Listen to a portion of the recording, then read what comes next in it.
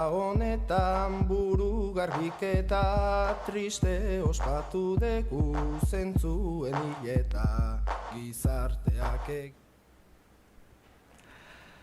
Arratsaldeon, denori, Oier Araolaza naiz eta dantzan ikasi da hau. Dantzan ikasi Gipuzkoako Foru Aldundiaren formakuntza programa bada, Euskal Dantzaren formakuntza programa bat, dantzan.com elkarteak kudeatzen duena azken 12 urteotan.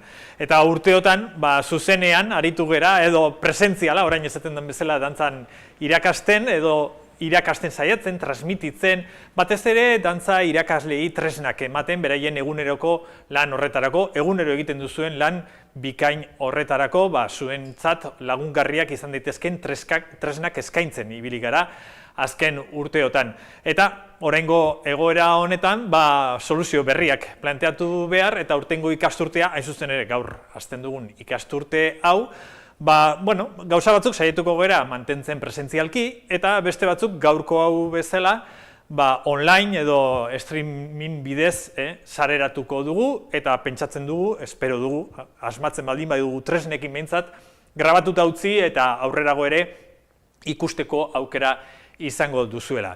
Eibartik ari gara, dantzan biharrian daukagun egoitza honetatik, eta ni ari naiz zuekin zuzenean hizketan, baina hemen lantalde oso bat ari da teknikoki hau prestatzen, azken orduko urduritasunak ere izan ditugu, orain 5 minutu argia joan zaigulako eta dena pikutara jondelako, baina Aitor, Idoia, Josu eta Maiur hemen dira lantalde osoa prest edozein arazo teknikoren aurrean konponketak ekartzeko.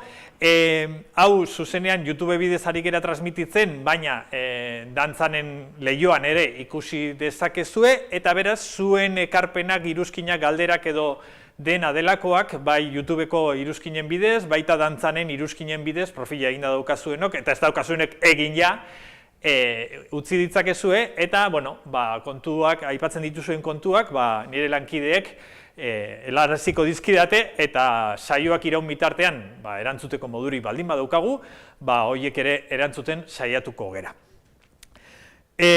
Sarrera hau eginda, gaurko gaiari helduko diot, gaurko gaia genero identitatea euskal dantza tradizionalaren eraikuntzan da jarri digun izena, hain zuzen ere, urtengo apirilean Euskal Herriko Unibertsitatean defendatu dudan doktore tesiaren izenburua da bera, eta gai honen inguruan dihardu, azkenengo urteotan Euskal Dantzaren alorrean hainbat buelta eman dizkiogun gai horren inguruan. Zer gertatzen den generorakin gure Euskal Dantzen eguneko kudeaketa horretan. Saioa 2 egunetan, edo esan digun, hitzaldi edo aurkezpen hau 2 egunetan banatuko dugu, badukate joera asko luzatzeko, eta aurrez hainbat tokitan egin izan ditut era honetako aurkezpenak, eta horrela egin izan ditudanean, gertatu zait, nahi baino gehiago luzatu naizela, beraz, Josuri esan nion, oraingoan egingo dugu 2 pusketetan hasieratikan, eta horrela, lasaiago ibili ahal izango naiz, eta gauzak nahi bezala azaltzeko denbora gehiago hartu ahal izango dut. Beraz, gaur izango da lehen saioa, eta urrengo saioa abenduaren 17an izango da, gaur bezala 7etan, eta gaur bezala streaming bidez zabaltzeko asmotan, gaurkoa behintzat funtzionatzen baldin badu. Horrez gain, dantzan ikasin, beste zenbait saio izango dira, eta horiek guztiak dantzan.eusen dauzkazue, dantzan ikasiren profilean, eta urte osoko programazioa hor daukazue, 4 urratsetak itxo Maritzuli konpainiaren eskutik izango dugu, 4 saiotan zehar, oso interesgarria, baina okerrezpanago, izen emateak oso ondo joan dira, eta ez dakit toki askorik geratuko den, baina azken plazarik baldin balego, mugi, ipurdia eta eman izena. Eta, bai aipatu behar dut, gaur aurkesteran atorren hau, dagoeneko liburu formatuan argitaratua izan dela, Udako Euskal Unibertsitateak, UEUk argitaratu berri du, eta hain zuzen ere, bai UEUren online dendan, bai Elkar eta bestelako liburu dendetan, eta baita dantzan.eusen dendan, denda.dantzan.eus horretan, erosteko aukera daukazuela, eta esan digun hor dago bilduta doktore tesirako jorratutako material eta lana, eta horixe da, funtzean liburua osatzen duena, gaur horren, esan digun, aurkezpen, laburpen txo bat egingo dut gaur, eta hurrengo abenduaren 17ko bigarren saioan borobiltzen ahaleginduko naiz. Baina, jakin dezazuen, xehetasunetan sartu nahi izan ezkero, hor daukazuela liburua eskura. Besterik gabe, helduko diogu, ikerketa honen helburuari. Zer egin nahi izan dugun gai honekin, zergatik planteatzen dugun, edo nola planteatu den azter gai hau, euskal dantza eta generoan inguruko gai hau. Bereiztu behar ditugu bi helburu nagusi planteatzen direla hemen. Batetik, badago ahalegin bat biltzeko. Eta biltzeko esan nahi du azkenengo 20 urteotan euskal dantza eta generoaren inguruan izan diren ekarpenak jaso eta modu ordenatu batean biltzeko. Izan ere, azken 20 urteotan lehendik ere bai, aipatu behar da, 60ko hamarkadan, 70ko hamarkadan, 80ko hamarkadan ere izan direla oso lan interesgarriak honen inguruan, baina orain 20 urtetik ona, hasi zen beste norabide batekin planteatzen. Eta kontua da, bazegoela, gero ikusiko dugu, horrelako ikuspegi bat euskal dantzaren inguruan, ukatu egiten zuena emakumeek dantzan egin zutenik, oso zabaldutako eta errotutako ikuspegia zen hori, eta oraino 20 urte hasi ziren lehenengo ahotsak altxatzen, eta lehenengo ikerketak eta ekarpenak egiten esaten, kontuz, hau ez da horrela. Emakumeek ere euskal dantzan dantza egin izan dute, eta gainera pentsatzen duguna baino gehiago. Aipatzekoa da, horietako batzuk, Fernando Rojo adibidez, hain zuzen ere orain dela 21 urte, egin zuela lehenengo ekarpena zentzu horretan, eta ondotik etorri dira Iñaki Irigoyen, Josu Larrinaga Zugadi, Emilio Xaberdueñas, Engeru Bergizez, eta beste hainbat ikertzaile elikatzen joan direnak guzti hau. Orduan, baneukan beharra edo gogoa ikusten nuen hori guztia batu eta modu, ez dakite, monografiko batean landuta eta eskaintzeko, esateko, haizuek, hau horrela jasotzen ari da azkenengo 20 urteetan, eta ez gera, dantzataldeen munduan ez gara horren kontziente edo ez da hau nahikoa zabaltzen gure artean, ze jarraitzen ditugu errepikatzen lehengo okerrak. Eta zeintzu dira lehengo okerrak? Lehen aipatutakoak, ez? Emakumeak ez duela dantza egiten. Orduan, ideia hori, izan da lehenengo helburua. Eta bestetik, bigarren helburua izango litzateke ulertzea. Hau da, zergatik nola gertatu den hori. Aurrerago aipatuko dudan bezala, nola ez dugu ikusi gela barruan geneukan elefantea, hori batetik. Hau da, nola ez geran konsiente izan gure artean emakumeek aurreskuak adibidez dantzatzen zituztela eta nola aritu geran hori ukatzen, ez? Ze konexio neuronal sozial antropologiko gertatu den gure kulturan, begibistakoa zen zerbait ukatzen aritzeko, eta nola egituratu den genero bereizketa eta genero identitateen eraikuntza gure hain maitea dugun jarduera honetan. Zergatik gure dantzetan jaso ditugu hain modu bereizian gizonen eta emakumeen dantzak. Zergatik gizonek bazituzten dantza batzuk, janzkera batzuk, dantza egiteko moduko batzuk, eta emakumeek beste batzuk, guztiz bereiziak. Hori noiztik da horrela, beti izan da horrela, berriagoa bada edo orain dela hamarkada edo mende batzuktakoa bada, noiz nola zergatik gertatu dena. Hori da, ulertu nahi nuena eta horren galdera horien erantzunen bila abiatu nintzen ikerketa honetan, eta hori ze litzateke bigarren helburua. Eta pixka bat bi helburu hauekin garbi utzita helburua beti aurrera begiratzea dela. Ez atzeari begiratzen diogu, Euskal esaerak esaten duen bezala, atzeak erakusten digulako nola dantzatu aurrea. eta Oteizak arraunlarien irudi horrekin, ez? Atzera begiratzen duten arraunlariak, baina aurrera dijoazenak, ez? Metafora edo irudi oso iradoki zaie horrekin, planteatzen dugun ideia horrekin, abiatzen dugu guk ere ibilbide hau. Aurrera begiratzen dugulako, zen nahi duguna da, eztabaidatu, pentsatu, erabaki, nola dantzatu behar dugun gaur, gizon eta emakumeak euskal dantzetan, eta nola dantzatu nahi duguten bihar, nola nahiko genuken gure dantzak izatea biharko egunean. Eta orduan, puntu horretan, badago ohar bat, horrelako saioetan beti egin izan dudana, edo gehienetan akordatu nahi zenetan behintzat, eta da, ojalá, nahiko nuke, nahiago nuke, bide honen beharrik izango ez bagenu. Hau da, atzera begiratu beharrik izango ez bagenu. Ze berez, euskaldunok, euskal dantzan nola dantzatu behar garen, pentsatu eta erabakitzeko ez genuke iraganaren pixurik behar izango. Ez genuke justifikazioa atzean bilatu behar izango, baizik eta gu geuk gai izan beharko ginateke nola nahi dugun dantzatzea gaur eta nola nahiko genuken bihar dantzatu. Gizon eta emakumeak nola nahi dugun gure dantzakera izatea, hori ez genuke inola ere atzean horren justifikazioa bilatu behar izango. Gai izan beharko ginateke hori gaur egungo balioetatik eta gaur egun generoa ulertzen dugun moduan oinarrituta erabakitzeko. Kontua da, tradizionalki ez dugula horrela egin, atzera begiratu dugula, baina txarrena da, atzera begiratze horretan gezurrak esan dizkiogula gure buruari, trampasa solitario esaten dan bezala. Beraz, okerrena da, atzera begiratu dugula, baina gainera atzera begiratzerakoan, erabat desitxuratutako argazki bat egin dugula, eta esango nuke, iaia gezurretan aritu garela, gure iraganaz, eta horren arabera eraiki dugula etorkizuna.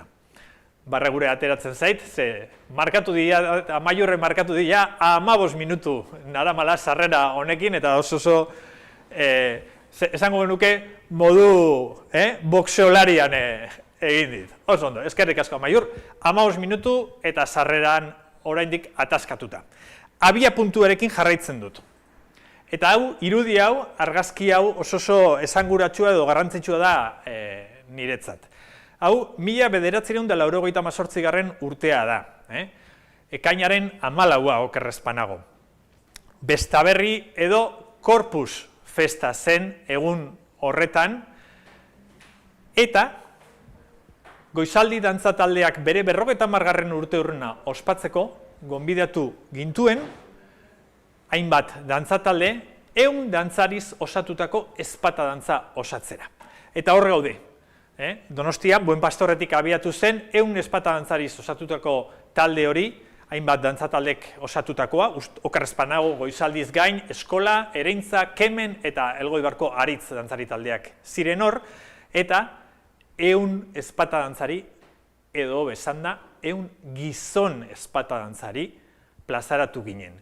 Gure taldeetan bazeuden neska dantzariak ere bai, eta gero, Konstituzio plazan, Donostiako Konstituzio plazan egizen emanaldian ere parte hartu zuten haiek, baina ezpata dantzan ez. Ezpata dantza bakarrik gizonez osatutakoa izan zen, eta neskak, taldeko neskak begira izan genituen ekitaldi horretan. Ekitaldia bukatu, eta ostatu batean, Donostiako parte zaharreko taberna batean zerbait hartzen geundela, guru guztion dantzari, gizonezko guztion buruzagi aritu zen dantzari bikainak, esan zigun, eizue, 2 aste barru, samartzialak dira Irunen, eta samartzialetan alarde eder bat ateratzen da Irunen. Eta emakumeek ere bertan parte hartzeko eskubidea izan beharko luketela uste dugu, eta horren alde borrokan dihar dugu. Beraz, gonbidatu nahi zaituztegu, beste herrietako dantzariak ere, horren alde egitera eta babestera emakumeek alarde tradizional horretan parte hartzeko eskubidearen alde. Eta proposamen hori, edo gomendio hori, gonbidapen hori egin zigun. Eta momentu horretan zerbait hautsi zen nire baitan. Izan ere, konturatu nintzen, Irunen eta Hondarribian ordurako hasi berri ziren liskar hoietan, guk, batzuk modu batera, beste batzuk beste batera, baina gehientsuenok nahiko garbi ikusten genuela emakumeek parte hartzeko eskubidea izan beharko luketela, baina kontrara guk geuk egina berri geneukan 100 gizonez osatutako ezpata dantza bat, nun emakumeek inongo kabidarik izan ez zuten. Beraz, horrek galdera izugarria horlako eraiki zidan buruan, zedan nola gera gai, ez? Han argi ikusten duguna, hemen beste modu batera ikusteko, ez? Auzoan, euskaraz, nola esaten da, joan eta 14 edo etxean 4 eta, horrelako kontu egitako bat, ez? Hau da, urkoari ikusten dizkigun akatse nabarmenak edo han garbi ikusten duguna gure etxean alderantziz ikusten dugula. Beraz, hor abiatzen da gai honen inguruko gogoeta bat, nun beste hainbat pertsona eta kitzikatzaile ere izango dituen.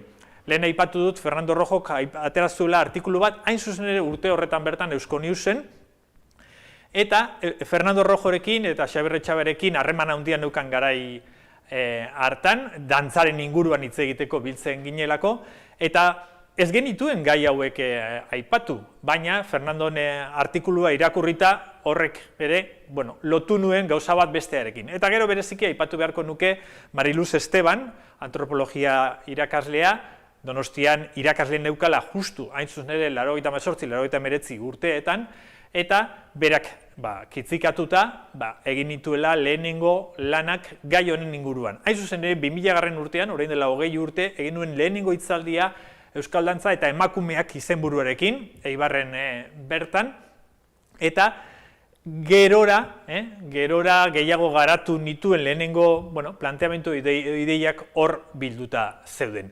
Beraz, ikusten duzue, abia puntua nun dagoen, aipatu nahiko nuke baita ere momentu honetan dantzaren ikuspuntutik eta dantzaren ikerketaren ikuspuntutik izan ditudan beste referente oso garrantzitsu batzuk ere generoari begira jarri nindutela, batetik Kepa Fernandez Larrinoak hain zuzen ere urte batzuk lehenago, 97, 98 inguruan okerrezpanago, Zuberoako maskaraden inguruan ikerketa bate egin zuen eta genero ikuspuntutik ere aztertu zuen gaia.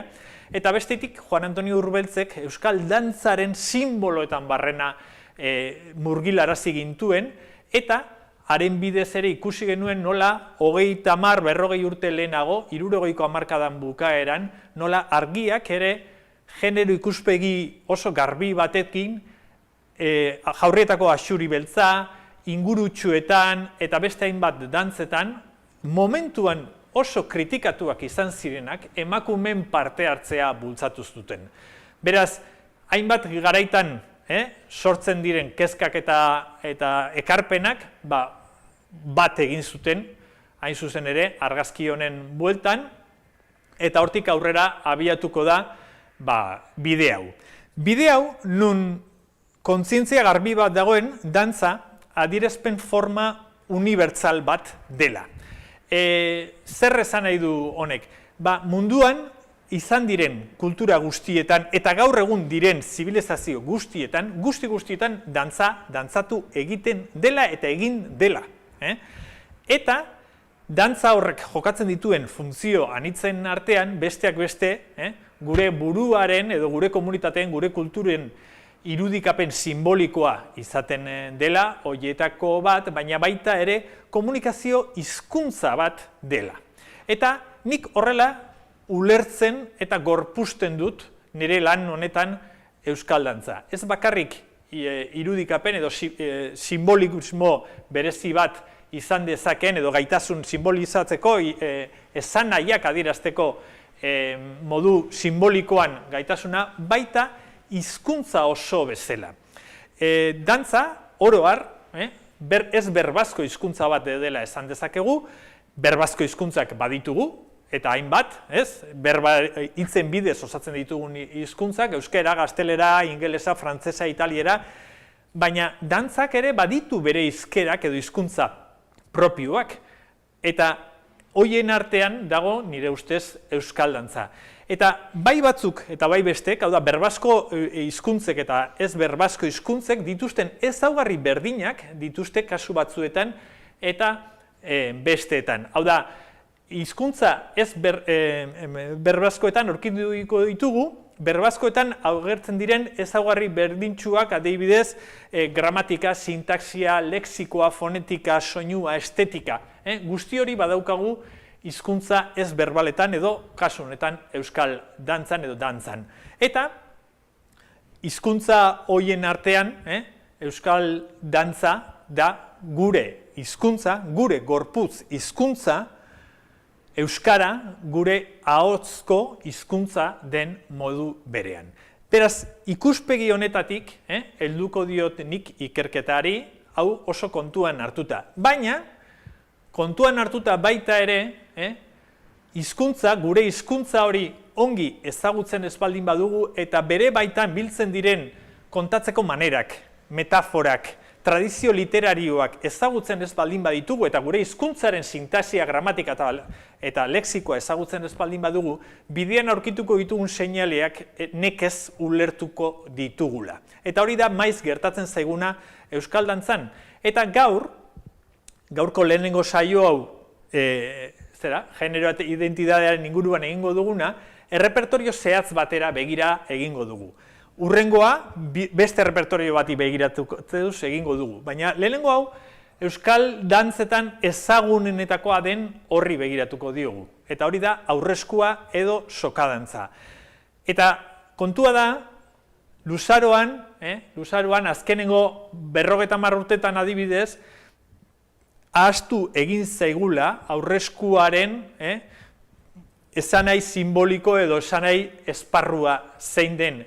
Ez geralako gai izan hori ezagutzeko eta ulertzeko eta irakurtzeko. Eta eskerrak, besteak beste lehen aipatu dudan Juan Antonio Urbeltz eta Argia Dantzari taldea, bere baitan Marian Arregi zeukana, funtsezko osagaia izan dena Juan Antoniorekin batera argiaren ikerketak eta ekarpenak aurrera eramateko, badiraia, 25 urte ohartarazi gintuela aurreskuak bazeukala bere dimensio koreografiko bat ulert ezin zitekeena bakarrik parte txikiarekin geratzen baldin bagera.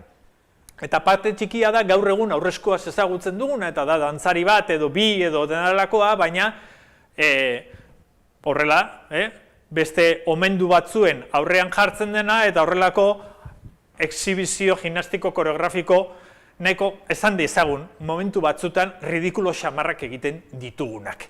Esan dugu, ridikulo xamarrak kanpotik begiratu ezkero gure kultura ezagutzen ez duen norbait, bitxia gertatuko litzaiokela gutxienez. Gutxienez, horrelako, saltuak, hankak altxatu, ez dakiz zer bestia, zertan ari da hau, zer dantza mota da hau, eta nola komunikatzen ari da bere aurrean dagoen jendearekin.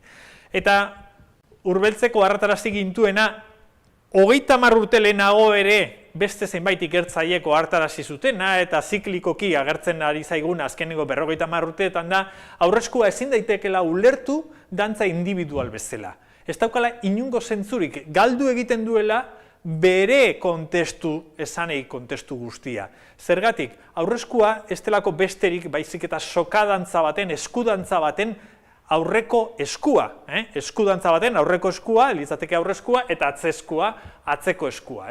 Eskudantza horretan, aurrean dijoanak, dantzatzen duena, hori guzti hori izango litzateke aurreskua. Baina ulertzeko guzti honek daukan indar komunitarioa, indar simbolikoa, ezinbestekoa da sokaren ideia izatea.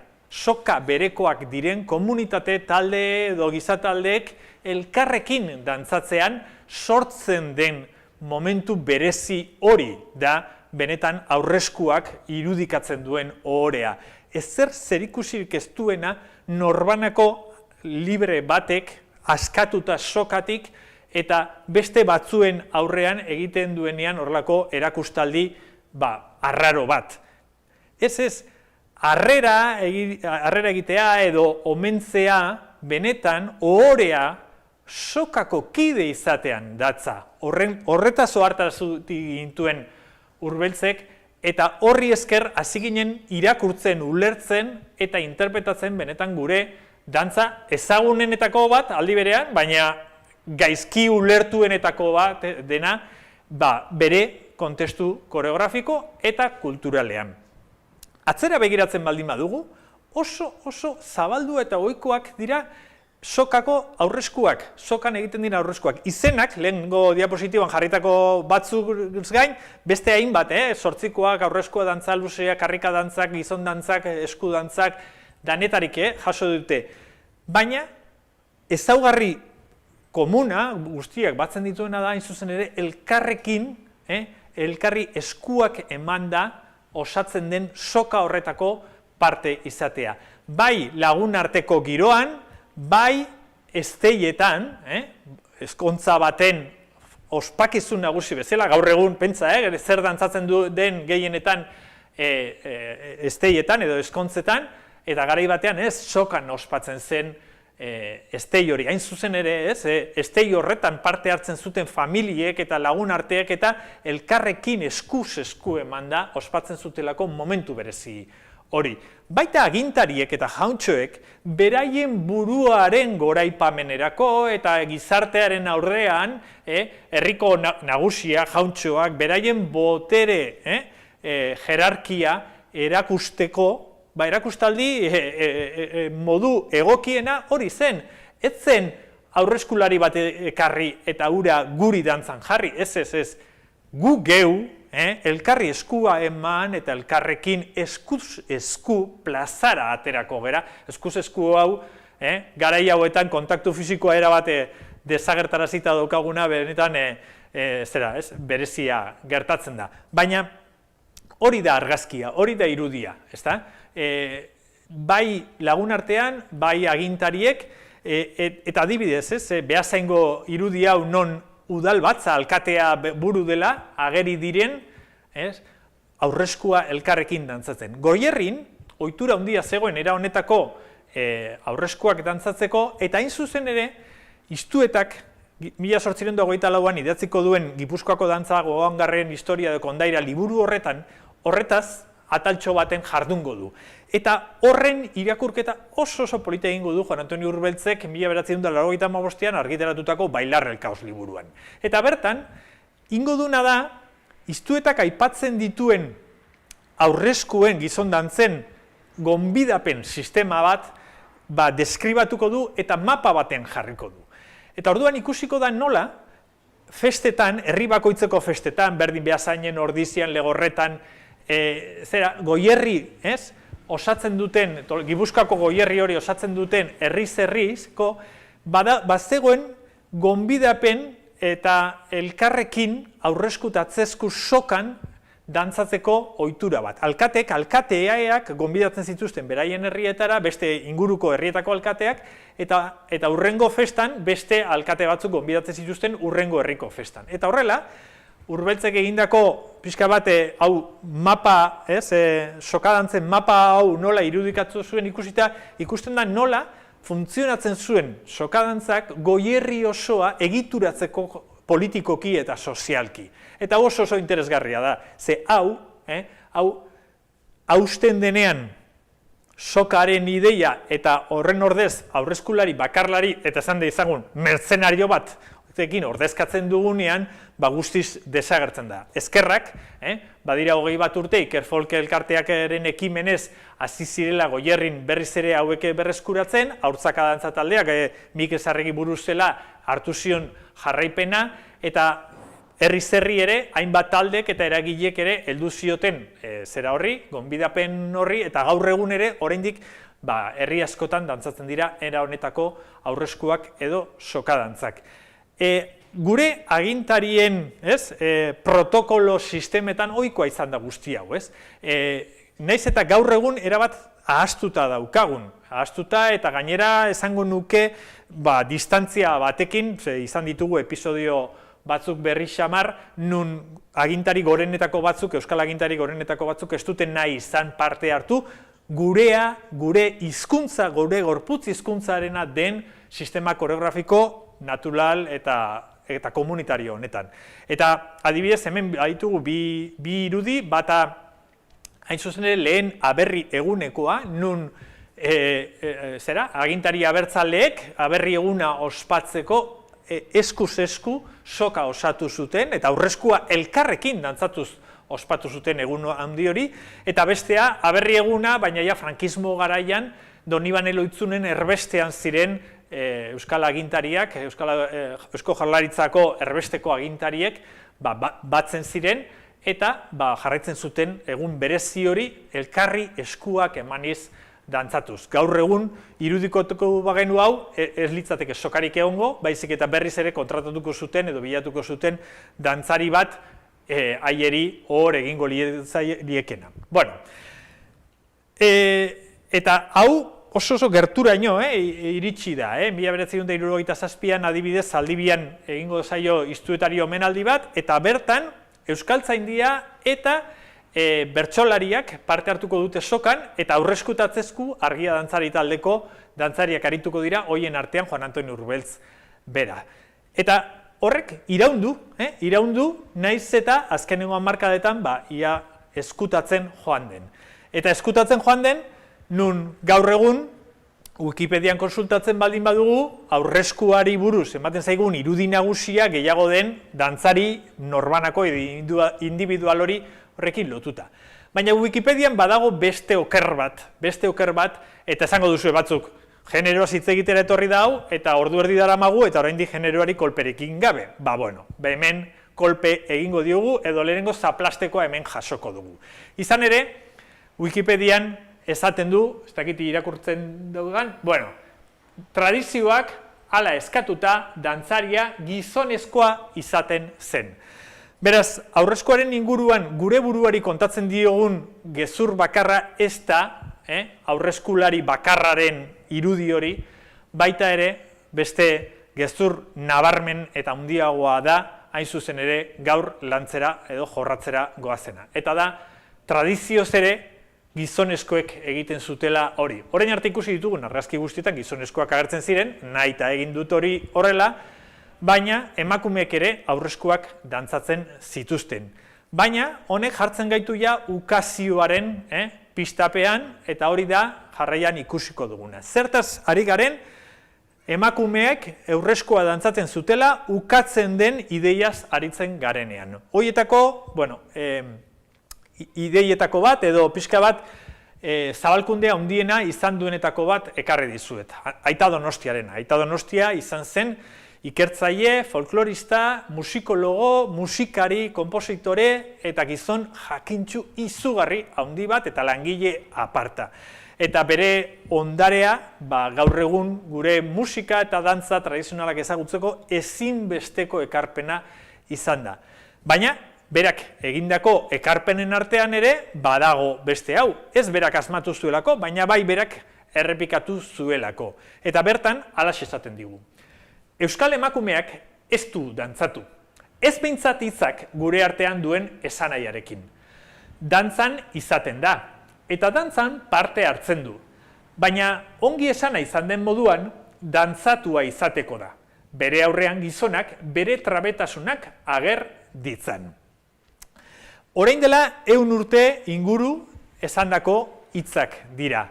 Eta, aurretik aurrezkoaz kontatutakoa ikusita, berehala konturatzen gera, behintzat Euskal Dantzaren munduan mugitzen gerenok, zertaz diarduen hemen Aita Donostiak. Zertaz diardu, hain zuzen ere, aurrezkoa edo soka dantzan, gonbidatzen den momentu horretaz, kasu honetan bere ustez emakumea gonbidatzen da, eta gizonezkoak dantzatu egiten dio. Eta hori litzateke ikuspegi honentzat, gezurrezko ikuspegitzat, joko dugun honentzat, hori litzateke emakumeek aurrezkuan izango luken parte hartze gehiena. Hau da, ez dantzatzea, baizik eta dantzatua izatea. Hau oso polita da, bueno, polita, kakotxa artean hartu dezagun, baina kontuen hartu behar da, garai horretan oso indarrean jarriko den genero ikuspegi bat oso ongi erreproduzitzen duela honek, eta da, gizona da parte aktiboa, gizona da sujetua, gizona da akzioa daukana, eta emakumea da egotean dagoena kontemplatiboa, objektua, ez? Eta oso aurreskuaren irudi honen bidez, gizona dantzan eta emakumea hori jasotzen, oso ondo irudikatzen da, momentu horretan gizartean, nazioarteko gizartean, zabaltzen ari den genero ikuspegi baten ezaugarri nagusietako batzuk. Aita Donostiak esandako ideia horrek indarrean jarraitzen du? Bai. Naiz eta lehen hasieran esan bezala 20 urte daramatzagun ikertzaileen eskutik irakurtzen hau ez dela horrela izan, gezurrak indarrean darrai. Adibidez, orain dela 40 urte dantzari aldizkarian Bernardo Garrok idatziko du. Aurreskuan emakumeek ez dute dantzarien omenaldia jaso besterik egiten. Sokan parte hartzen dute, baina ez dute bertan dantzatzen. Ikusten duztenez, Aita Donostiaren oso antzeko hitzak ere darabiltza, nahiz eta ordurako ja 40 urte pasatu diren, eta ideia berdina errepikatzen da. Berriago, Eusko Ikaskuntzaren folklore sailak argitaratzen zuen Gentil Baratz aldizkarien argitaratutako artikulu batean Maria San Sebastianek esaten du. Dantzak gizonezkoen patrimonio izan dira eta dira.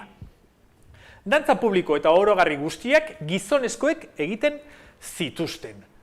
Beraz, ez bakarrik aurreskuaz, baizik eta oro harrari da. Hau ez dut aipatu, baina Aita Donostiak hori esaten duenean ez duenez zehazten ze dantza motaz ari den, naiz eta gu konturatu garen, zabalduko den irudia ez da bakarrik aurrezkoari dagokiona, baizik eta oro har zabalduko den ideia da emakumeek ez dutela euskal dantzarik egiten. Eta gainera azalduko da, egiten dituzten dantzak, kontrasana hor dago, esaten da, ez ditute dantzak egiten, baina gero ikusten ditu dantzan egiten. Bueno, baina ezke egiten dituzten atia gizonezko naziena garai batean eta oin emakumei usten dizkiegunak egiten.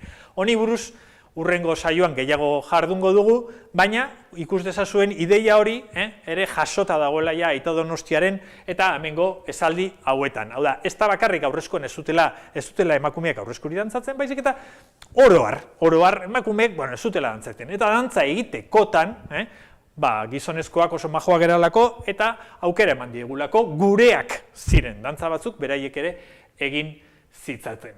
Baina, benetan, emakumeak ez dira dantzatu izan.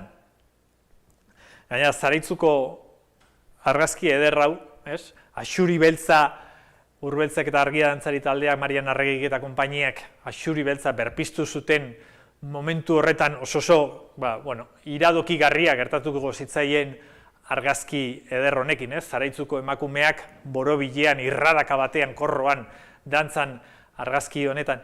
Era honetako argazkiak oso ohikoak espadira ere izan dira, ikusiko ditugu aurrerago, baina nola ezkontzen da hau? Baina, emakumea dantzatu dira, ala ez dira dantzatu, ez?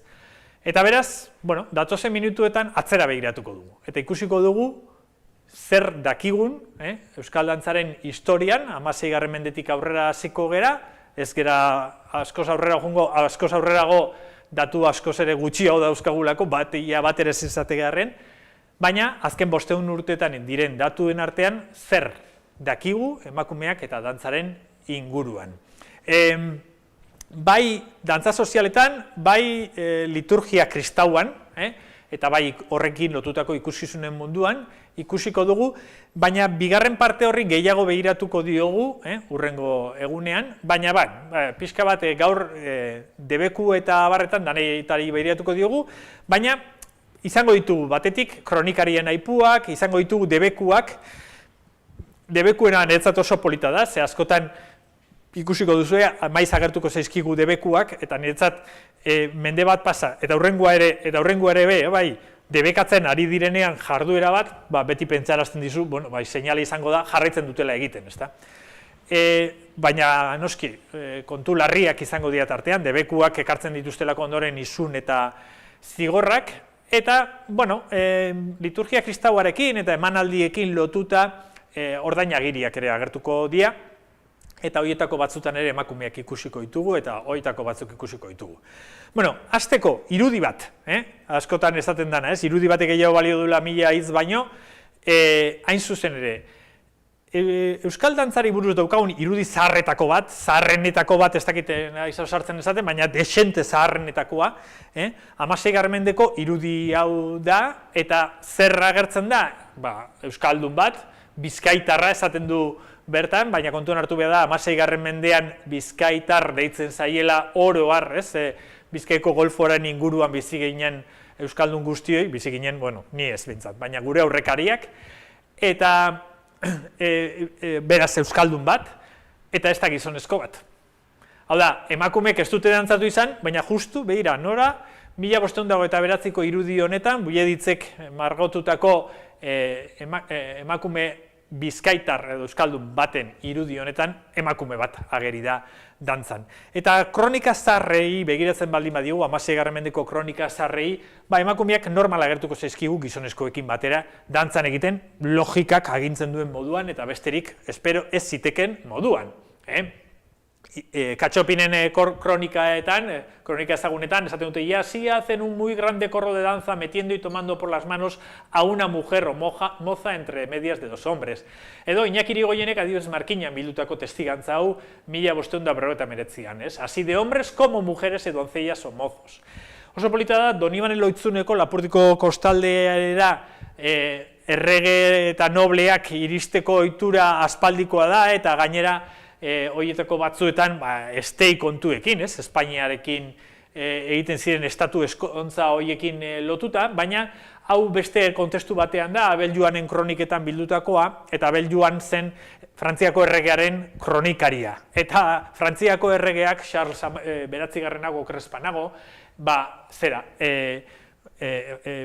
bere boterea edo agintaldia hasi aurretik, ez dakigu, bere amak berak edo mandatarien batek iradokituta, bere erreinuanen mugak ezagutu eta bere olako ibilbide luze bat bere gorte osoarekin abiatu zuen, tartean Donibane Lohizunen izan zen, eta ikusi zituen kronikariak, erregeak ikusi, errege izango zenak ikusi, eta kronikariak jaso, ikusi zituen neskatilak edo neska gazteak euskal eran dantzan egiten. Beraz ikusten dugu 16. mendean euskal emakumeek dantzatzen zutela, eta 16. mende horren bukaeran eta 17. mende osoan zehar izango ditugu baita liturgia kristauarekin lotutako prozesio eta ekitaldi erlijiosuetan emakumeak dantzan parte hartzen. Eta hau garrantzitsua da, ze hau bereziki asko ukatuko da gero. Hau da, izango da, bueno, dantza sozial edo libreetan baina, klaro, kristautasunekin eta elizarekin zerikusia zutenetan, barkatu, beste holakoetan, barkatu. Ez da horrelakorik zen, ur pixka bat hartuko dut, eskerrak nire lankideei.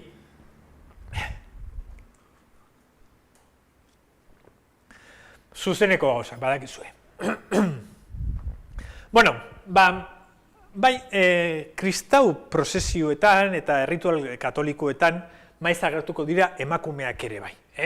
Bai Jimeno Juriok, Ramosek, Iñaki Irigoyenek berak eta beste hainbat ikertzaiek bildu dituzten testigantzetan, azken batean agiri zarrak biltzen lan egin duten hainbat ikertzaiek, kontatu digute adibidez, Lizarran, 16. mende bukaeran emakumei hitoen dantzak izaten zirela, edo baita justo 1601 urtean, Lizarran bertan nola lau emakume bere jantziekin eta lau gizon bere jantzi txuri eta koloretsuekin, gorrizkekin dantzan aritu zirela, Fiteron, Iruñan ere lau emakume eta lau gizon, Abadinoko hau oso polita da, ze ordainagiri bada, 8 erreal ordaintzen dizkiete emakumei hitueri santrokaz eguneko dantzaldiagatik. Eta gaur egun santroka egunetan, eta azkenengo ezagutzen ditugun hamarkadetan, zer dantzatzen da, ez? Ezpata dantza edo Durangaldeko dantzari dantza. Beraz, ikusten dugu hor, batetik, 200 urteko tradizioa badagoela santroka egunean dantza egiteko, ziur aski momentuen batzutan etenak izango ziren, edo ez dakigu, nik ez behintzat, baina bai ikusten dugu, orain 200 urte emakumeek dantzatzen zutela santroka egunez ere bai. Durangon bertan, 17. mende bukaeran, baita ere emakume ijitoak, Andramari egunean, eta hau bitxia da, polita da ikusteko, zer gertatzen ari da, 17. mendea oso iskanbilatxu izango da, alor guztietan, oso borrokalaria, oso guerreroa esango litzatekeena, eta liskarrak izango dira, bai, alor politikoan, baina baita erlijiosoan eta moralean eta ere bai. Eta horietako bat oso polita eta guri asko kontatuko diguna da Sevillako Corpus Christi festan gertatuko dena. Nun, urrezko mende horretan, 16. mende bukaeratik, 17. mende osoan luzatuko den mende horretan, ikusten den Corpus Christi egunez, egiten ziren prozesio eta dantza emanaldi horietan emakumeek ere parte hartzen zutela, ez bakarrik dantzari bezala. Parte hartzen zuten baita ere koreografo bezala, jantzi egile bezala, dantza taldetako zuzendari bezala, eta baita enpresari bezala ere. Enpresari esaten dut, ze kontuan hartu behar da, Sevillako Corpus Festa hori izugarrizko festa zela, Ameriketatik iristen zen urrearen Europako sarbide nagusia Sevillan zen garai horretan, pizkate Espainiak zeukalako horren kontrola, eta Sevilla zen hori urregorri hori, modu horik arranditsu eta loriatsuenean, bestaberriz Corpus Christi egunez plazkalera ateratzen zuen hiri handienetako bat. Eta egiten zituztena da, gaur egun lehiaketa publikoak izango lirateken antzerako sistema baten bidez kontratatu taldeak, bai musikariak, antzerkilariak, erraldoiak eta dantzariak, prozesio horietan parte hartu zezaten eta bereien emanaldiak egin zitzaten. Eta tartean, ordainketa eta lehiaketa horien dokumentazioen tartean agertuko zaigu, guri baino Lynn Malduk Brooksi, orain urte batzuk egindako ikerketa honetan, nola emakumeak ere nahiko ohikoak ziren, ez gizona baino gehiago, baina bai, frekuentzia majo xamarrean lehiaketa horretan ere bai. Hemen zerrenda honetan adibidez ikusten ditugu batzuk koreografo bezala edo dantza maistra bezala, baina baita zuzendari bezala ere bai, eta horietako batzuk, adibidez azken hau, Josefa de Céspedes, dantza zuzendari baino gehiago esan beharko litzateke, zela dantza enpresari, eta gainera 30 urtez lehiaketa gehien irabazi zituen, edo pixkat kapo bat izan zen, esan digun, lehia, kompetentzia horretan, irabazi zielako tostada behin eta berriz bereiekin lehiatu ziren beste hainbat gizoneskori. Eta oso interesgarria da konturatzeko, bazegoela, nik ez dut esango normaltasun bat, baina bai parte hartze bat emakumeena sistema koreografiko edo dantzetan, Euskal Herrian ikusi dugu dantzatzen zutela, eta Espainian, kasu honetan, Sevillan ere bai. Baina zer gertatuko da Sevillan? Lako batean iritsiko da, ikuspegi oso atzerakoia, konservadorea eta zurruna daukan gotzain bat. Jaime de Palafox eta Cardonakoa, apezpiku izan zana Sevillan justu, 17. mendeko azkeneko 25 urteetan, eta oso ideia garbiekin iritsiko da Sevillara, eta gainera esaten dutenez, aita santuaren hitza zeukan hori aurrera emateko, eta baita erregearena, Espainiako erregearena. Eta bere helburua zen, emakumeak desagertaraztea dantza ekitaldi guztietatik. Eta esan eta egin, araua atera zuen eta debekatu zuen hori. Horrek ekarri zuen, ez dakit liskarra gatazka nola deitu diezaiok egun, ze tamainatan, gorpuztu zen gatazka hori ez naiz gai esateko, baina bai erantzun bat egon zen. Eta erantzun horretan, Sevillak osoki, erantzun zuen, gizon emakumeak altxatu ziren, ez gaude presta huen hartzeko. Eta orduan, negoziazio bat ekarri zuen horrek. Eta negoziazio horretan, azkenean, bi parteek, momentu horretako bi parteek, bakoitza beretik amore behar izan zuen zati batean behintzat. Zerak, parte esan digun sozial edo herritarrenak, emakumeek, amore eman zuten eta hortik aurrera onartu zuten Elizarekin lotutako prozesio eta ekitalde erlijiosuetan izaten ziren dantzetan, dantza ugari izaten baitziren horietan, emakumeek ez zutela gehiago parte hartuko. Trukean, Palafosek, Jaime Palafos eta Cardonak, onartu zuen kontestu horretatik kanpo, hau da, Sevillarrek beren kasa bere auzoetan, kale eta festa txikietan egiten zituzten dantzaldietan, emakumeek dantzan egiten jarraitzeko eskubidea izatea. Hori ere debekatu nahi baitzuen berak. Beraz, lortu zuten babestea bere esparru soziala esan digun, eta horietan dantza egiten jarraitzeko aukera izatea, baina trukean galdu zuten kontestu liturgikoan dantza egitea. Eta beraz, ulertzekoa da, edo nik uste dut uler daitekeela nola, gatazka hau, erreproduziduko den, edo berdin xamar gertatuko den beste hainbat tokitan, eta Euskal Herrian ere bai. Euskal Herrian ere bai. 1615 Durangon, debekua emakume eta apaizek korpus prozesioan dantza egin zezaten. Edo Uztegin, epaiketa Pedro Zabaltzari emakumei eskuak emanez dantzatzeagatik.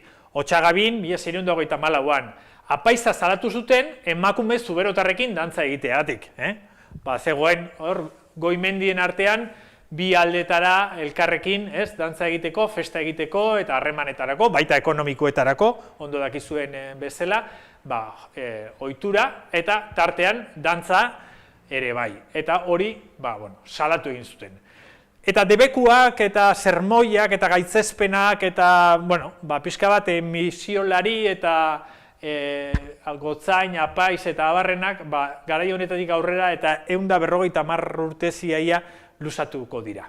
Adibidez, Fray Bernardo Ontiverosen 1672an esango du, que prohíban y estorben por todos los medios que les fuere posibles dichas danzas. ¿Qué danzas? Pues hombre, las danzas y bailes de hombres y mujeres mozas trabados de las manos que en los días festivos se ustan por esta tierra.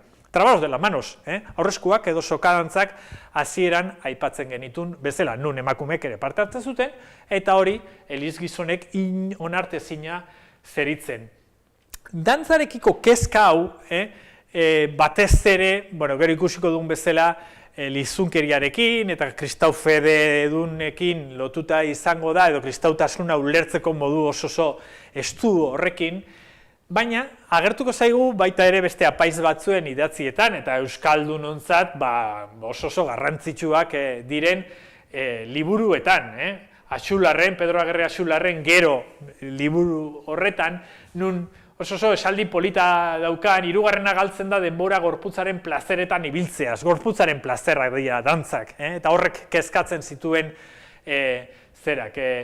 elizgizonak, baina, claro, Axularren kezka zen, gero izenak, liburuaren izenak esaten du bezala, dena atzeratzea olgetan, edo denbora pasa ibiltzearen ondorioz.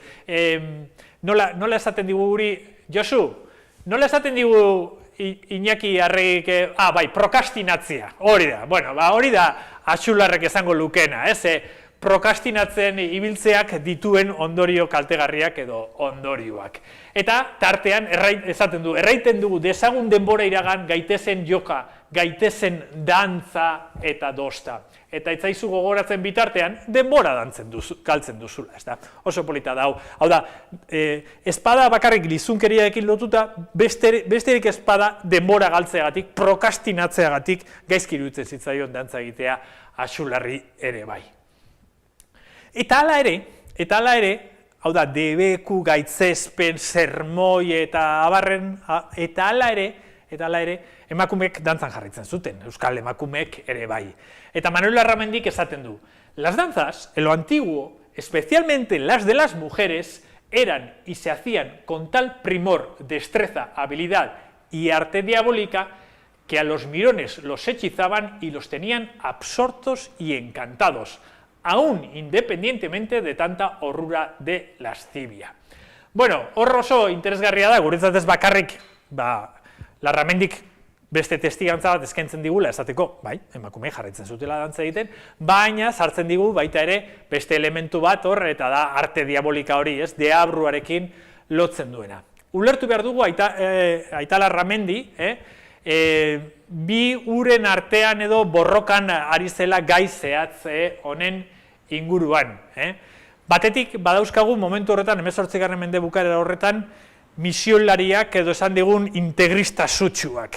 Kristautasunaren ikuspegi ertsiena, Trentoko kontziliotik eratorriko den ikuspegi, baina erreformista gogotortu hori defendatuko dutenak eta guztia lizuntzat joko dutena. Emakumeak eta dantza hori, kombinatoria hori irudituko zaie okerrena. Eta bestetik ditugu, pixkat esan digun, dantzaren defendatzaileak, eta, bueno, Manuel Larramendi hoien artean kokatuko dugu, apaiza izan arren, bueno, ez da misiolari San Francisco tarrak bezain, ez du izango, Josu Laguna izango da, eta Josu Lagunek izango dute dantzarekiko beste ikuspegi eta jarrera bat, hain zuzen ere, beraien eskoletan, sistematikoki dantza ere irakatsiko baita besteak beste. Eta, bueno, hor sortuko da, aipatu nahi dut hau guztia ulertzeko, da zer gertatzen den momentu horretan, nola den posible batzuk defendatzea dantza eta beste batzuk ukatzen duten bitartean, eta nola batzuk jarriko duten emakumea paperik okerrenean, baina euskal emakumeak, bueno, neurri batean behintzat babestuko dituzten, bueno, hau guztia ulertzeko, ezinbestekoa izan da, bai nire doktorik tesiaren zuzendariak izan direnak, izan dira Leire Ituarte eta Nerea Aresti. Nerea Arestik gai honen inguruan lan egin izan du eta asko lagundu dita ulertzen, eta Nerea Arestin bidez ezagututako beste ikertzaile bat. Hain zuzen ere, garai hau genero ikuspuntutik berraztertu duena eta dantza kontuak ere aipatu dituena. Eta hori Bakarne Altonaga izan da, eta beraien lanak oso argigarria gertatu zaizkit hau ulertzeko. Nik gaur ez diot asko dedikatuko honi, eta igual pixka nahasian geratuko da, baina labur-labur sintetikoki ulertzeko kontua zein den, hemen. Bueno, Larramendik defendatuko duena da, edo Larramendi esaten dugu pixkat izan delako, faroa, ikuspegi horretan, baina bueno, ikuspegi horrek, defendatuko duena da, euskaldunok berez sortzez, gerala garbiak, puruak, berak Gipuzkoarrez hitz egingo du batez ere, ezta? Baina, bueno, oro har gero zabalduko da hori, ideia hori euskaldun guztiotara. Hau da, euskaldunak gera, bueno, ascendentzia, mitiko jatorri ez dakit tubalista horren baitan, bueno, Adan eta Ebaren ondorengoak, ia esango genuke. Eta hor baitan, gera, jaiotzez, fededunak, zintzoak, kristauak, eta abar. Eta, zentzu horretan, emakumeak ere bai. Osea, orain ematen du gauza rarua esaten egin zela, claro, jakina, emakumeak euskaldunak diren neurrian ere bai, jakina, fededunak, zintzoak, kristauak eta puruak dira.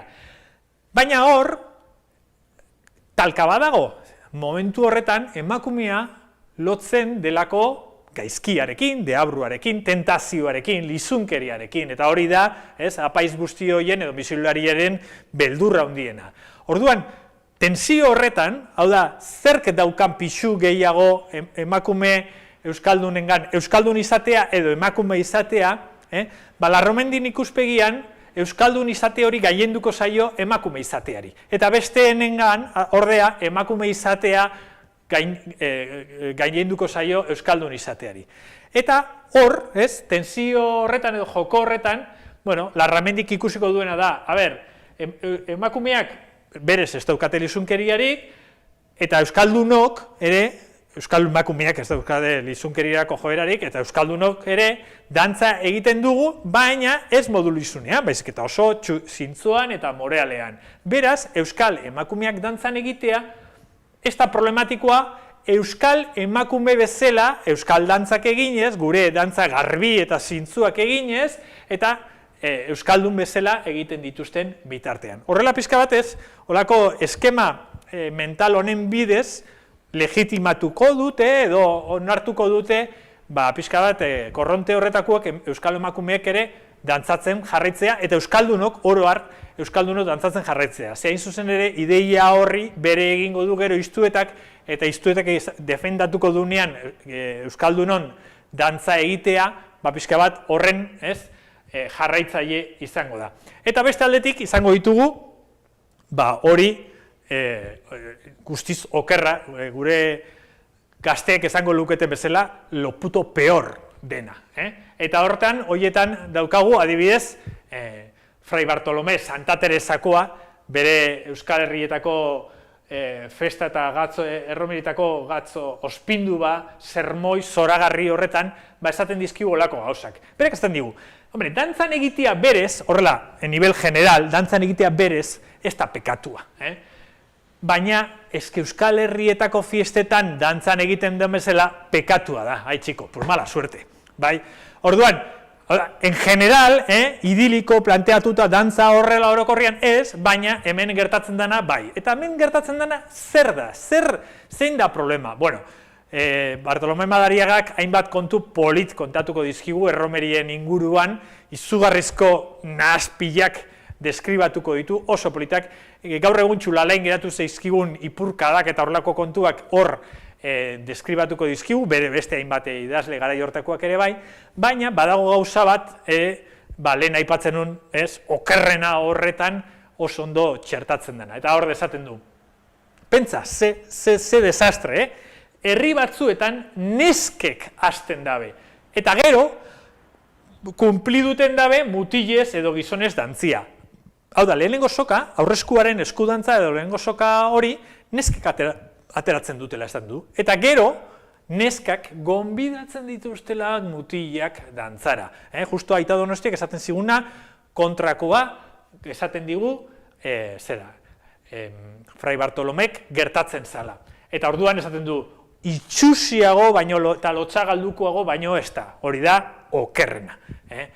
Orduan, hor ditugu bi ikuspegi horiek. Baina bitartean zer gertatzen ari da? Bitartean gertatzen ari da Fray Bartolomé kontatzen duena. Gure erromerietan aurreskuak dantzatzen dira, sokadantzak, eskudantzak, zortzikoak, dantza luzeak, jendea, elkarri eskutik emanda ateratzen da plazara, zelaira, dantzara, eta horietan batzutan gizonezkoak dira, beste batzutan emakumeak dira, beste batzutan nahasian aritzen dira. Adibidez, badaukagu, Jean-François Peyron, bidaiari frantziarraren, testigantza hau Gasteizen 1778an. Eta bertan kontatzen du, nola, oso polita da, aldi berean ateratzen dilako gizonez osatutako soka bat eta emakumeek osatutako soka bat. Eta dantzan aritzen dira, bakoitza bere kasan momentu batzutan, eta ondoren, bi sokak elkartu egiten dira eta nahasian bukatzen dute dantzan. Urte gutxi beranduago, Bilbon beste kronikari kanpotar bat, atzerritar bat, eta kasu honetan erromeria bat deskribatzen du, eta erromeria horretan, esaten du, Bizkaitarrek dantza nazional badute azkanerako fandango espainiarraren modura bukatzen dena, eta nola hasten da hori, txistulari batekin, danbolina eta txirula txikiz egindako musika berezi batekin laguntzen da, eta neska eta emakumeen multzo bat eskutik heldu, eta lerroan antolatuta mugitzen da bakarrik lehenengo dantzariak egiten dituelari pausoak tarteka gainontzekoengana giratuz, ez? Justo gaur egun Bizkaialdeko erregeletan edo sokadantza horietan ohikoa den irudi horretan, ez? Soka dijoa, aurreskua dantzatzeuz bere tokian eta besteak zer dijoa, bitartean gainontzekoak axola gabe oinez jarraitzen diote atzetik, ez? Sokan datoz eta hori. Bueno, 1806an ez garai hortako testigantza daukagulako, baizik eta Iztuetak lehen aipatu diztua 1828ko liburuan aipatzen du hau, Azpeitian, San Ignacio biharamunean izan zen festa batian, San Ignacio festetan jakina,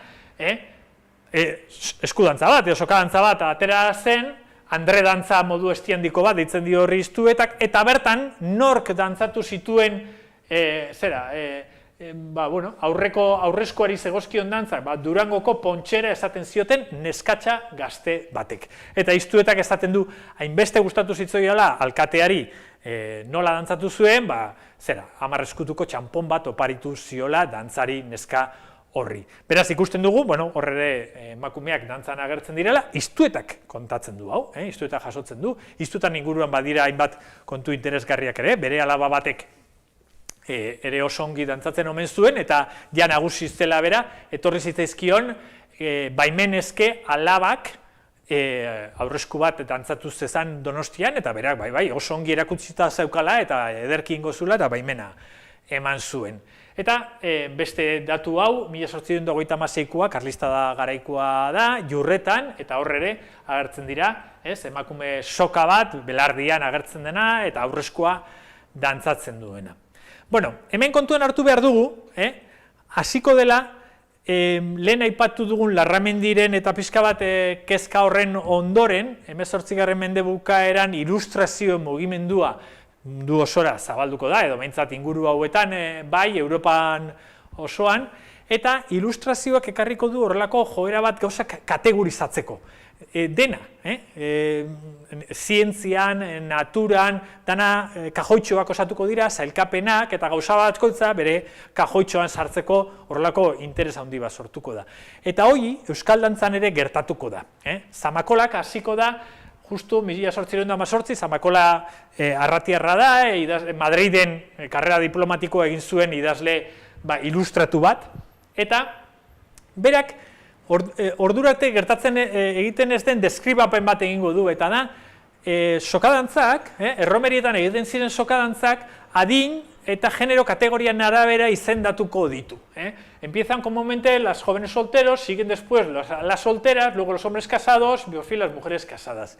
Eskema hori bera erabiliko du iztuetak lehen aipatutako liburuan, baina ez erabili bakarrik, ez du deskribatuko bakarrik, baizik eta hasiko da horretan oinarrituta izendatzen dantzak. Hau da, ordura arte dantzak, eskudantzak, sokadantzak zortzikoak izan zitezkeenak, momentu horretatik aurrera, segun eta nork dantzatzen dituen, haien adin eta genero kategoriaren izena jasoko dute dantza horiek. Eta horregatikan hori iztuetak ingo du, lehenengo aldiz gudakigula, ez diogu inori beste inori ezagutu izendapen edo nomenklatura hori aurretik. Eta pentsatzen duguna da, ziurraski berak asmatutakoa izango dela hori.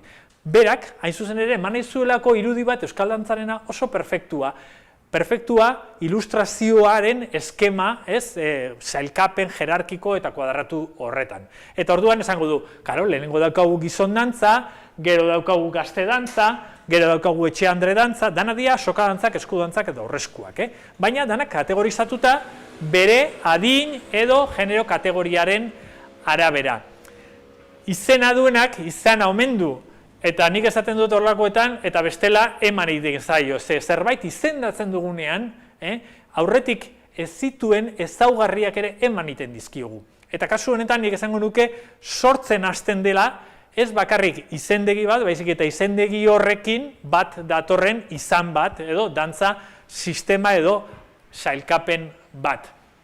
Beraz, hauxe da gertatuko zaiguna, hain zuzen ere 18. mende eta 20. mende bitartean, eta da, aurreskuak jungo direla izenak jasotzen eta izena jasoala kategorizatzen, baina kategorizazioa beti da hierarkikoa.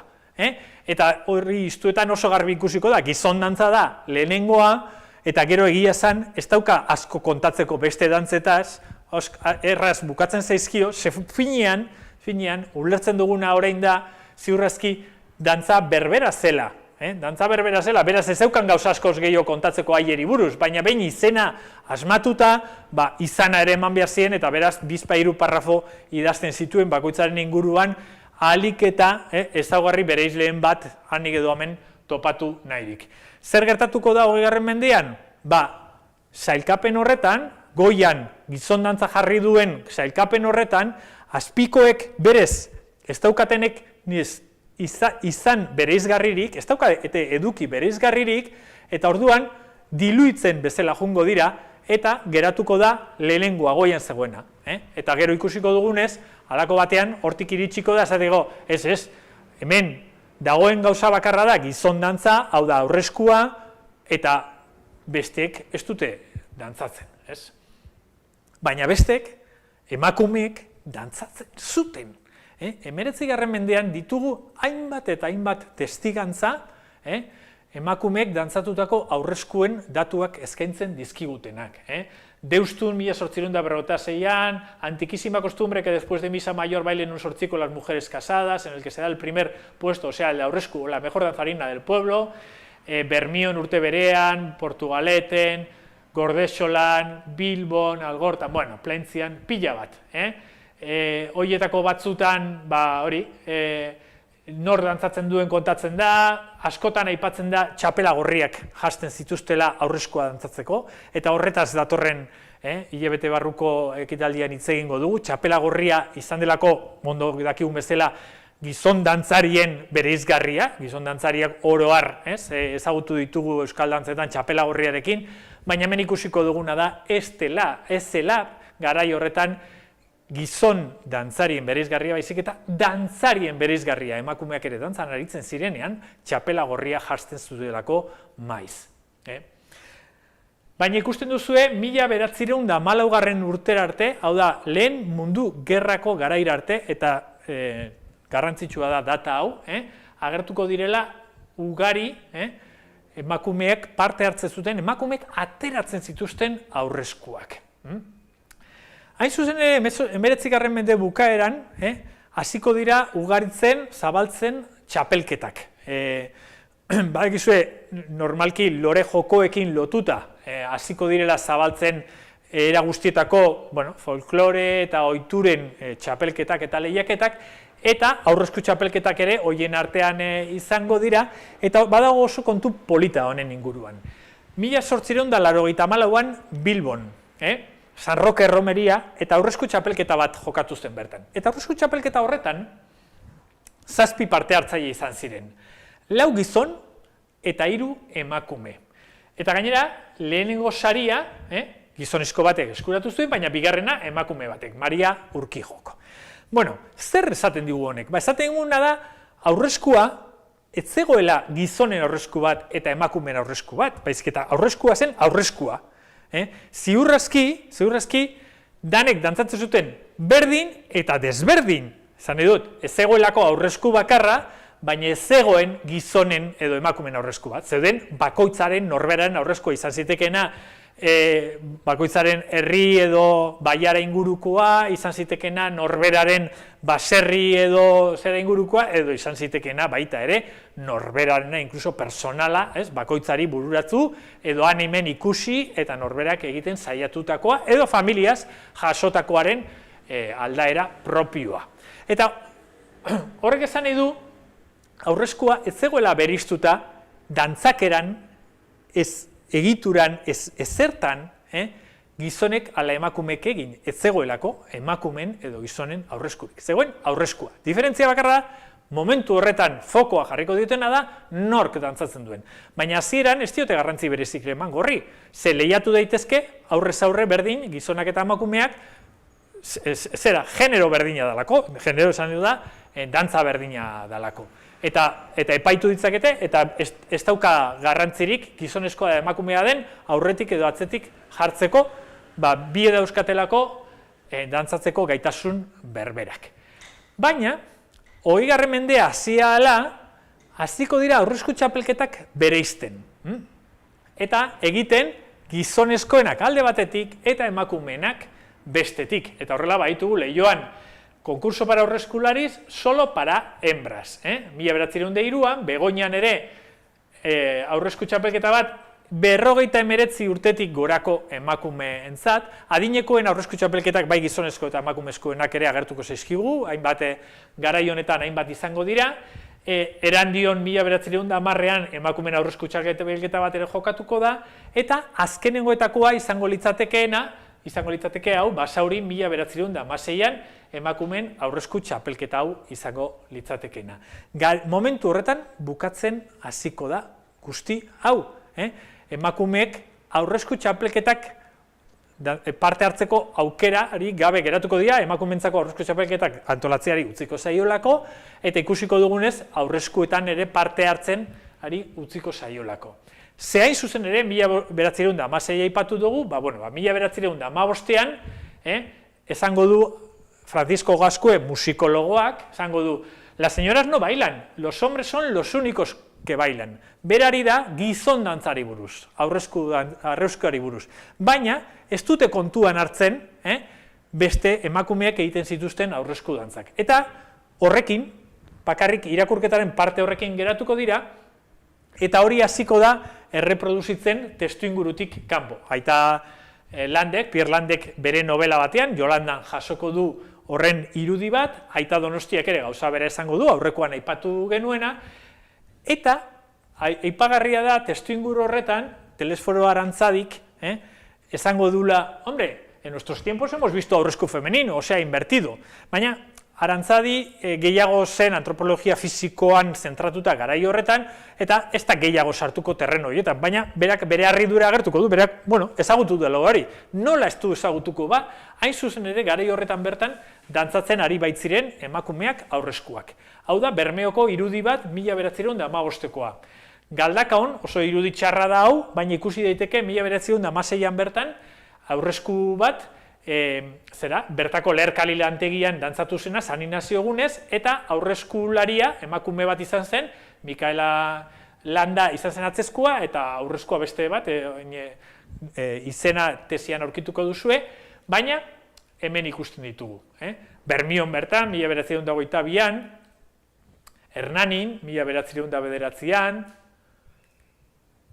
hau da lehen ikusi dugun Bermeoko argazkia, 1915koa, Lekeition gerra zibilera arte, gerora eguzki dantza edo San Juan Donibane dantza bezala ezagutu dugun emakumeen aurrezkua izendatzen dena, baina nik pixkat gaur defendatzen duan ideia da, ez dela propio zertan emakumeen aurrezkoa izan, bezik eta aurrezkoa, kasu horretan emakumeek dantzatu zutena, eta hau ikusten duzuenez gerra sortu zen urtean bertan dantzatu zuten azkenengoz, gero 70ko hamarkadatik aurrera berreskuratu zuten lehenengo Iñaki Irigoyen eta Felipe Amutxastegi Markinako Zerutxu dantzataldeko arduradunaren eskutik abiatu zen, eta ondoren ja Lekeitioko emakumeek heldu zioten testuguari. Berri zen hemen ikusten ditugu aurrezko eta atzezkoa dantzan zerbitzariak bi aldeetan eta gizonezko bat dantzaren ohorea jasotzen, edo baita Ameriketan ere, Ameriketan boixin nola egiten zen urtero hartzainen eguna, eta hartzainen egun horretan, adibidez, 1928an Lekeitio eta inguruetatik, Lea Artibai horretatik, eta, pizkate Bizkaiko kostalde horretatik joandako emakumeek, potxuek, kasu honetan, dantzatzen zuten, aurrezkoa, eta orain jakinarazten dit Amaiurrek, hain zuzen ere, itxasoz beste aldea hortatik, Lisa Korkostegi ere, ari zaigula jarraitzen gaurko aurkezpen hau, hasi que mutxu hondi bat, Lisa, segi gogor zuen itxasoaren alde horretan gure dantza eder hauek gozatzen eta ezagutarazten. Eta oso interesgarria 1942an, Orion nola arraunlariek beraien estropadako garaipen bat ospatzeko herriko neskek dantzatuko dietela aurrezkua, soka aurrezkulariak gizonezkoeri dantzatuz, pizkat ezaugarri guztiekin eta baita desafioarekin, aurrezku eta atzezkoaren arteko desafioarekin irudi honetan oso ongi ikus daiteken. Hau da, egituraz ere, ezagutu dituen gizonezkoen aurrezkuekin erabat bat datorren egitura erreproduzituz. Eta testuinguru horretan, ulertu behar da, orain urte gutxi eskura etorri zitzaigun filme zoragarri hau, 1921an, kasu honetan ere arraunlariek, bertako kasu honetan Santurtziko arraunlariek izan zuten garaipen handi bat ospatzeko, Santurtziko neskek, emakumeek, haien ohorez, arraunlariekin eta arraunlarientzat, baina arraunlariekin batera dantzatu zuten aurrezku eder bat. Filme hau orain urte gutxi agertu zaigu, eta bertan ikusi dezakegu nola emakumeek aurreskua dantzatzen zuten, hain zuzen ere emakumeek aurreskua dantzatzen zutenik ukatzen zen garai berdinean. 1920ko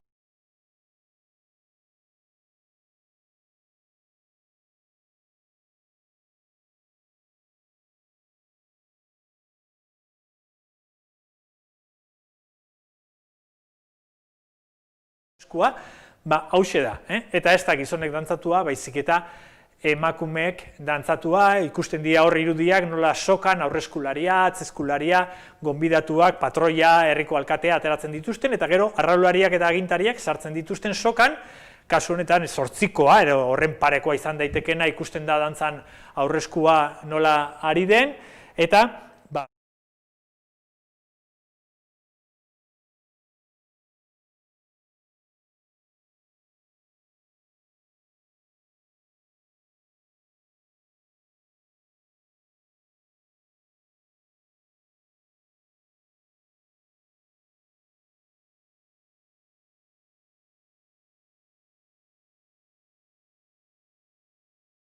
bezala, fandangoa eta arin-arinarekin bukatuko dute arrantzaleak eta emakumeak. Emakumeak eta arrantzaleak, gaur egun arrantzaleak ez dakite zenbateraino animatuko lirateken aurresku baten parte hartzen, baina argi usten diguna da ohorea ez zela norbaitek zuri aurreskua dantza egitea, baizik eta aurresku horretako parte izatea. Eta ohore horri emakumeek ateratako aurresku edo sokaren bidez ere dantzatu zitekeela eta dantzatzen zela eta egiten zela naiz eta garai horretako folkloristek eta dantza adituek hain zuzen ere hori ukatu egiten zuten.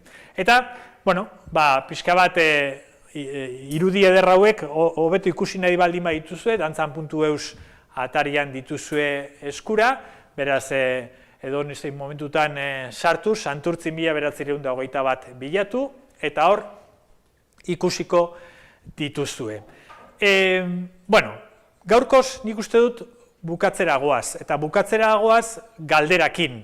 Galderakin, ze ikusi duzue emakumeek aurreskua ere dantzatu zutela, beste dantza batzuk ere bai, baina aurreskua nabarmen, hain zuzen ere ukatzen zen hori, eta besteak beste, pixka bat garai horretako dokumentazio eta informazio bilketan aritu zen Resurrezio Maria de Azkuek, bildutako kantu batek ere ematen digu, emakume dantzatutako aurresku horren berri. Eta bertan, Hirutrukuk disko zoragarri batzuetan grabatu eta ezagutzera eman zigun kantu eder honetan, horrela esaten du, ez?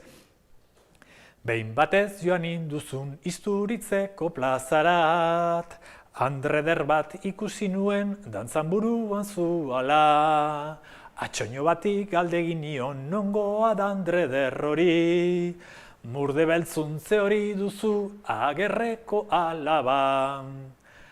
Eta Katalinaino, Agerreko Katalinaino, bera zen, sokadantza horretan aurreskulari. Eta hori jasotzen garaia horretan bertan, hori jaso zutenek eta hori balioan jarri zutenek, eta hori gaur daino helarazi zigutenek, aldi berean ezikusiarena egin zuten emakumeek aurreskuak ere dantzatzen zituztela.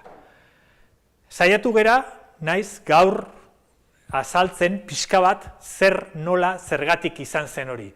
Baina, nik uste dut, azalpen gehiago edo ondorioak hobeto ulertuko ditugula gaur hilabete, zehazki abenduaren 17an egingo dugun bigarren parte honetan. Bukaerara pasatuko naiz, gehiegi pasatu naiz, barkatu, a ber.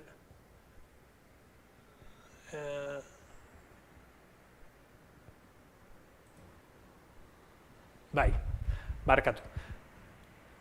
Ona etorri nenun, zaiz zuzen ere, hemen jarrita daukat, datorren ekitaldia, bigarren hitzaldi honen, bigarren partea ikusiko duguna, nun ez bakarrik aurreskua, kasu honetan ez diogu horren beste aurreskuari sokadantzari begiratuko, baizik eta begiratuko diogu, funtsezkoa izan den beste repertorio bati, pospolinak eta ezpata dantzarinak, genero bereizketa hori egituratzeko orduan. Eta saiatuko gera, ulertzen, zer gertatu zaigun, nola eraiki ditugun bi ikuspegi hain bereizi gure gorputz hizkuntza maite honenak, gure euskal dantza honenak.